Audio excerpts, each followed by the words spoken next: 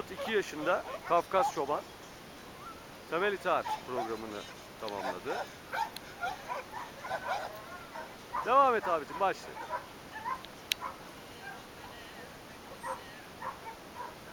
İzle, yavaş izle, hızlı izle.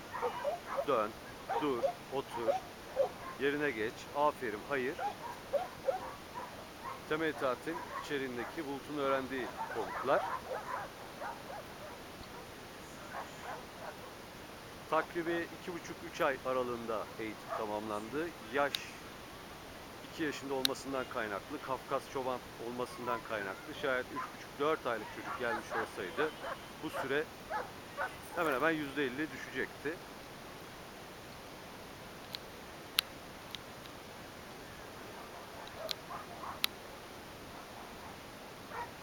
Çocuğun eğitim bittikten sonra sahibiyle burada bir fiil, sevk ve idare kursu almakta çocuk ve sahibi. Nasıl komut vereceğini, nasıl ödül vereceğini, nasıl ikaz vereceğini idareciye, aile bireylerine öğretiyoruz.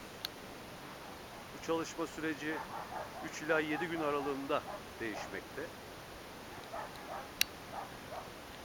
Bu çalışmaya girmediğiniz takdirde sonuç almanız mümkün değil. Pozitif eğitim, yani ödülle, gıdayla şartlandırma sistemi uygulanmamakta. Aferin, hayır ve faydos kelimeleriyle çocuk eğitilmekte.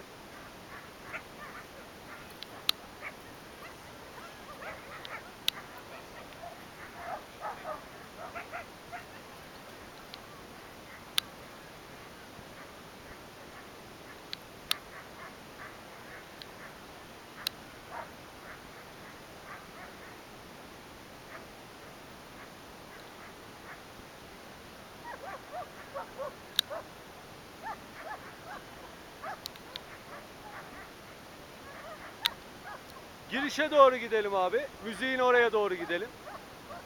Orada da bir hareketleri sağdan o daireler 360 derece, soldan daireler abi. Hepsini. Otursun abi durduğun zaman. Şu an ayakta.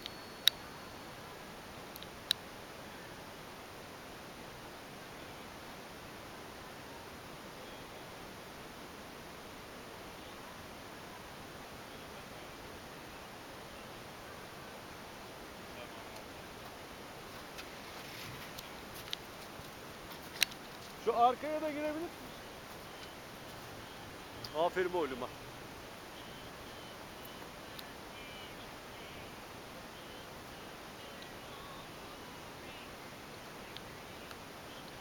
İzle komutunda sizi hiçbir şekilde çekiştirmeden, herhangi bir kedi, köpek ya da herhangi biri çağırdığı zaman asla gitmeden itaat etme durumunu uygulamalı çocuk.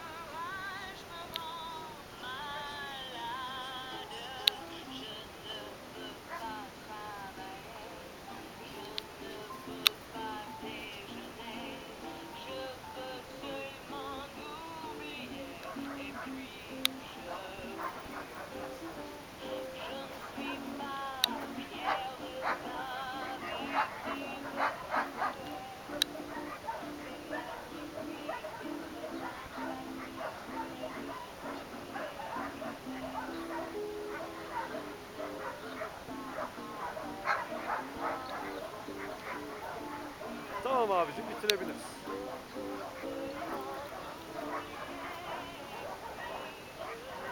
Bitirebiliriz abicim.